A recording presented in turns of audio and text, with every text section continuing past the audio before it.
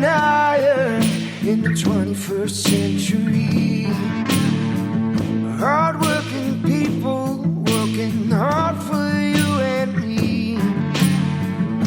Moving higher, time and time again. Through the years you'll find us here. Moving higher. Hello and welcome to Moving Iron Podcast Tax Moves with Glen Birnbaum. Glen has been on a bit of a hiatus here and is glad to have him back. Glen, how you doing? Good, Casey. Good too, man. This edition of the Moving Iron Podcast is brought to you by Dawsontire and Will, your premier ag tire and wool provider in North America, helping people grow. TractorZoom delivering insights, and Dryshod Boots, the official work boot of the Moving Iron Podcast. So, Glen, it has been a little while since we had a chance to talk. So, a few things have changed in your world there. Why don't you give everybody an update on what has changed and the direction you're headed in now? Yeah, Casey, it's been a little while. There just hasn't been that much stuff about the PPP program. Right. For a while we were talking about that. It seemed like almost on a daily basis, but. No, in the meantime, there's been some pretty exciting changes happening at our firm. Heinold Bandwert is what we've been talking about these last 2-3 years, but our firm decided to combine forces with a technology and accounting and advisory company named Tillage.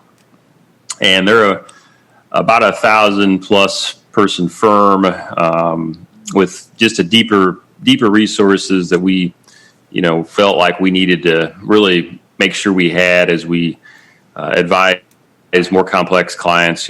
Today's world is pretty crazy. So they do have a couple offices reasonably close to ours in downstate Illinois and Springfield and Decatur. And our firm actually did their peer review for a number of years since the 1980s. So we have a real good familiarity with them, and we're excited to join forces and just have a deeper resources, as I said, to advise our client base. So that's what we got. So yeah, the name is Tillage now. Tillage, right on. Are you guys still going to be working out of your office there in Peoria?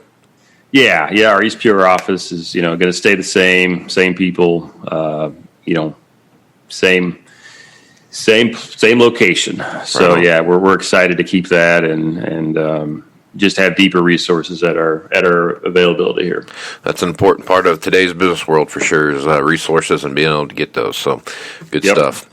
All right, Glen. Well, there has been, I guess we have a political election going on right now, so there's all kinds of stuff going on there, and during these time frames, usually leading up to these things, there's a lot of different programs that get pushed through trying to get that collective vote headed one way or the other. So I guess as you take a look at the landscape right now, what are some of the issues that you're seeing out there right now that you are paying attention to? Yeah, well, we have the Coronavirus Food Assistance Program 2, or CFAP 2, that sign up is happening now. It should have started a couple weeks ago on Monday here. So producers can sign up for that. It's based on your 2020 planted acres, and then it's there's a certain rate per bushel. If we're talking about commodities here like corn and soybeans, I believe it's 23 cents on corn, 31 cents on beans, and 39 cents on wheat. So you're going to take your acreage for 2020 times that bushel rate, and then times your it's a weighted average of your APH. So definitely that's something that, sign up can be occurring right now. And there's also, livestock numbers as well. Okay. So that program a little bit, let's talk about that and just kind of define what that is a little bit. I remember when it first came out, it was kind of coincided the PPP program when it came out, and they've done a couple different revisions to that since then. But kind of define that program real quick and what that is. Well, yeah, one thing I can say is the CFAP 1, that was a lot more complicated calculation. It was, based on having unpriced bushels, and there was quite a bit more, uncertainty about exactly what that meant. This one appears to be designed to, quickly get the money out here this fall as harvest is just starting in central Illinois here. Okay. Yeah, I remember when that came out, there was some hubbub about that, because that was at the time when it came out. And corn was bouncing around the $3 mark, and cattle were devastated. Hogs were devastated, so they were trying to kind of rebound that stuff with getting some bottlenecks out of the production cycle there. Yeah, I think it's based on, at the time, it was based on, kind of how much the futures had dropped, say from like January through July. Right. And there is a percentage that's involved, and I gave you the weighted numbers. It's already got that in there, but they tried to figure out, maybe how much the crop kind of overall, would have been priced, and they tried to figure it out. But yeah, I think it's declined from January through July on the futures. Yep. Okay. All right. So you've mentioned a couple other things here that we've talked about. What else is on your radar, and what do you see out there right now? The other one, which I'm not sure has gotten a ton of information, a ton of press about it, is the emergency, the disaster loan program, or the EIDL. Right. But there's some fraud in it, and certainly we've heard about fraud. Stories of fraud in PPP. Yeah. But this was before PPP. As an existing program. I think it's designed more for probably hurricanes and things of that nature. But they kind of allowed it to be used because of the coronavirus, and that was the one where you would go online and kind of submit your application. So you didn't really go through a bank to do this, and you could get maybe up to a $10,000 grant, and then there was a loan as well that.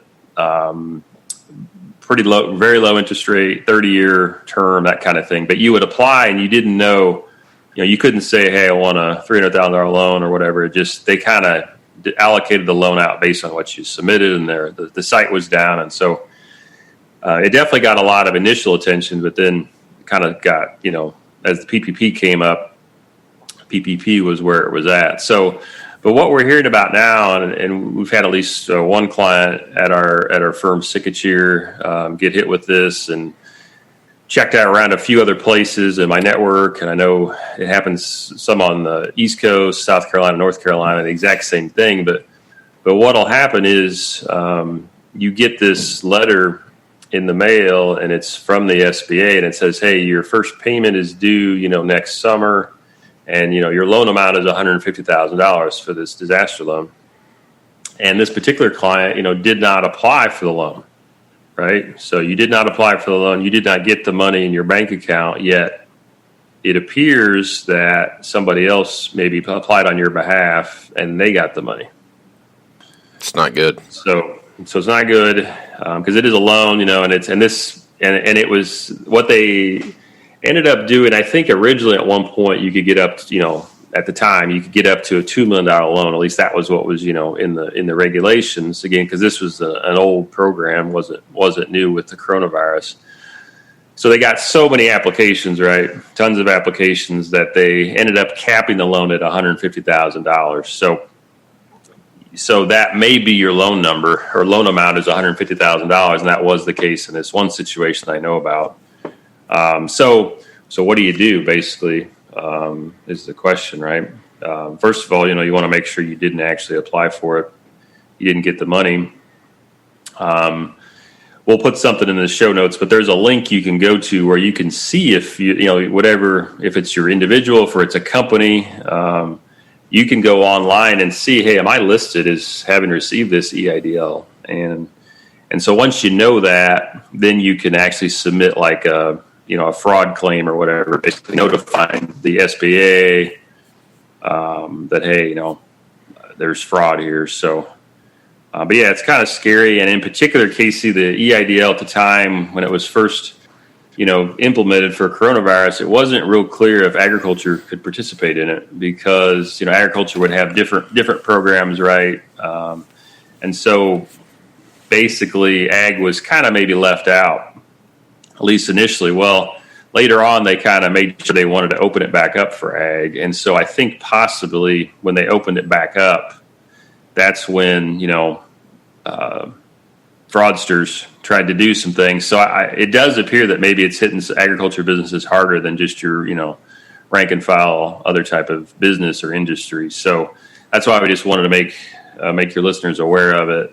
But again, how you notice it is if you either go online and see that you're listed, but I will tell you, Casey, there's a ton of a ton of names in there. There's 3 different spreadsheets and a lot of rows on there, and so it can take a while. You got to search each one, but you should be getting these letters that come out just kind of say, hey, it's got a loan number. It's all, it appears it's all official. It's just, hey, you didn't get the loan proceeds, and your first loan payment's not due till, generally next summer sometime. So that's the first tip off if you do get it. That's a mess, man. That's like that's kind of a shock to some. How do you go around just start the conversation with the SBA and start working through the channels there and showing that you didn't apply for anything?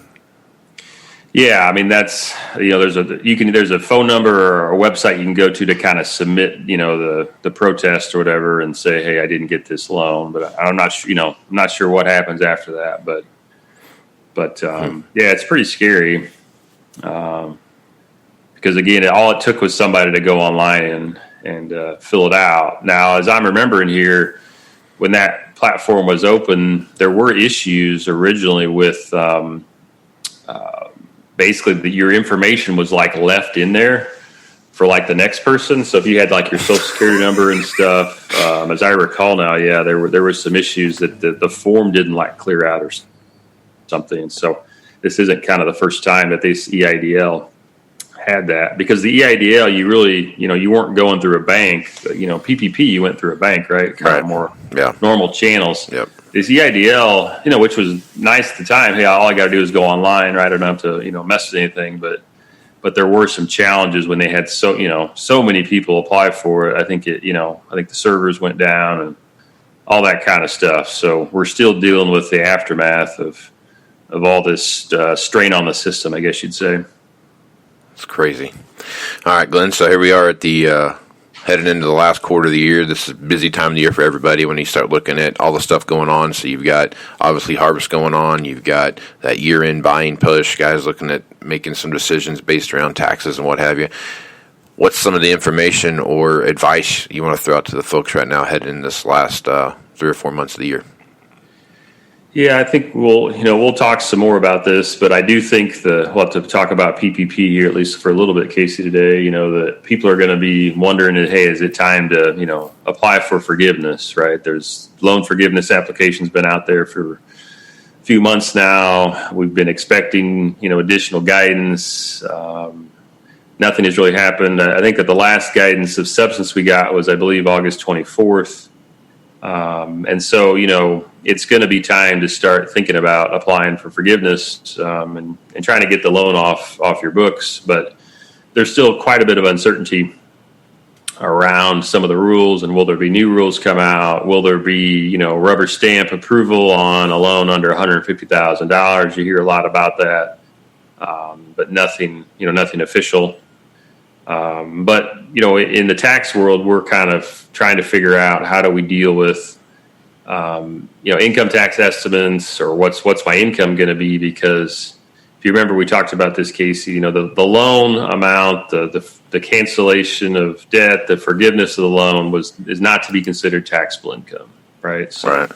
That was in the actual law that was passed back in March.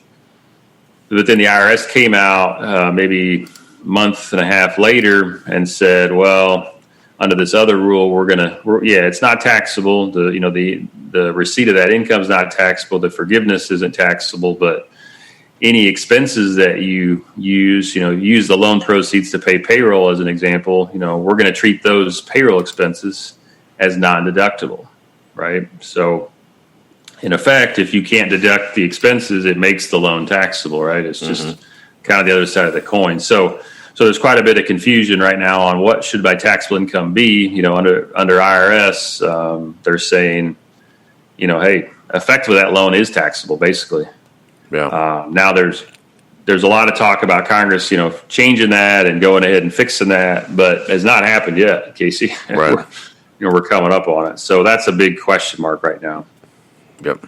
There is the way they've defined that program since they put it out there has gone from just get the paperwork in and everyone's eligible type of thing. If you're, less than however many employees it was, you're good to go. And then they've just added nuance after nuance after nuance after nuance to where now it's pretty complicated, and some people I'm sure are going to get left holding a bag here because what they started out as their perception of what they can and can't do to what it is now are two completely different things. And there's a lot of folks out there that are going to be in some trouble just because of how the rules changed in the game as you started playing it.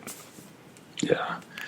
The other thing is if you remember, it was originally an 8-week covered period. It was called, and that's how long you had to spend the money. Then they extended it to 24 weeks. So for a lot of people, that 24 weeks may be up or is coming up and due. So that's, again, another reason why, people are thinking about, well, it's maybe time to apply, but, a lot of banks may not even be accepted in them yet, or just because, everyone's not exactly sure.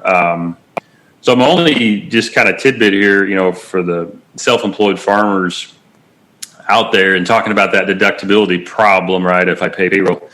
So if you're a self-employed farmer, a Schedule F farmer, and if you remember, you could get a loan, roughly about a $20,000 loan on $100,000 of profit. And that was kind of the, because if you don't have payroll, right, how do I get this loan? Well, they said, well, just look at your Schedule F. And if you remember that. Mm-hmm. So the nice thing then is on this deductibility is that you don't have that deductibility problem, right? You basically just kind of are allowed this $20,000 of loan forgiveness. Again, I'm rounding here a little bit, kind of on the surface. You don't have to actually, pay somebody else the money. So that deductibility issue really won't be a problem if you're purely self-employed. So there could be some consultation around making sure, maybe you've got some employees and obviously you have some of your profit from your Schedule F. Do I want to use any payroll expenses, right, for forgiveness? If you do, or rent or other types of things, you'll have that potential taxability problem. So it could be that a self-employed farmer can kind of get off the hook because their forgiveness was kind of automatic and didn't really depend on having to actually spend the money. So it's a little bit crazy on that, a little bit complicated as all this stuff is, but it may be that you're okay because you didn't actually, you're not actually spending money on payroll as one example. But we'll have to see how this all works and whether, Congress acts to try to simplify this, because otherwise there's going to be tons and tons of loans. They're going to have to go through this process, right? And the SBA, as a reminder, if you do submit it, your forgiveness application, the bank has 60 days to get back to you and say, we either conditionally approved it or not. And so then they send it on to the SBA, and the SBA has 90 days. So, so a lot of work to be done, in 90 days if the SBA gets hit with all these. Yeah, which means it'll be longer than 90 days. So this will be an ever developing thing as we head towards the end of the year. Yeah, but we'll touch on some more things in the upcoming weeks and months here, and hopefully maybe there will be some new guidance on this as we approach the end of the year. Right on. Well, good stuff as usual, Glenn. Any last thoughts you want to throw out there before we shut this down?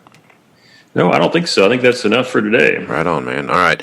Well, Glenn's great to have you back on. It's been I don't know 3 or 4 months since we had a conversation like this. So it's been good to talk to you again. And I guess folks want to reach out to you. What's the best way to get a hold of Glen Birnbaum?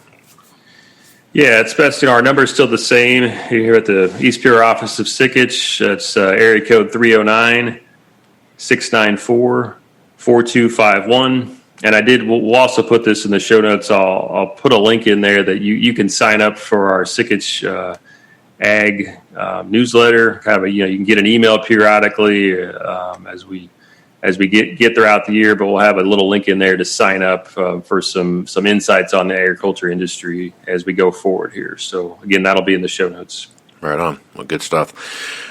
Well, I am Casey Seymour with Moving Iron Podcast. Make sure you check me out on Facebook, Twitter, and Instagram for the latest podcasts as they come out, as well as any blogs I have posted. They'll show up there as well. Check out movingironllc.com for all the latest news about the Moving Iron Summit coming up in Nashville, Tennessee, January 20th through the 22nd. We had to postpone the September event that we had to due to coronavirus restrictions, but everything's full steam ahead here headed up to January. So if you'd like some information about that, make sure you hit me up at Moving Iron Podcast and movingironpodcast.com. Get you all the latest information there, and go ahead and listen to the Global Ad Network and the great podcasters out there as well, and what they have going on. So with that, I am Casey Seymour with Glen Birnbaum. Let's go move some iron, folks. Out. Moving iron in the 21st century. Hard-working people working hard for you and me. Moving iron time and time again. Through the years you'll find us here.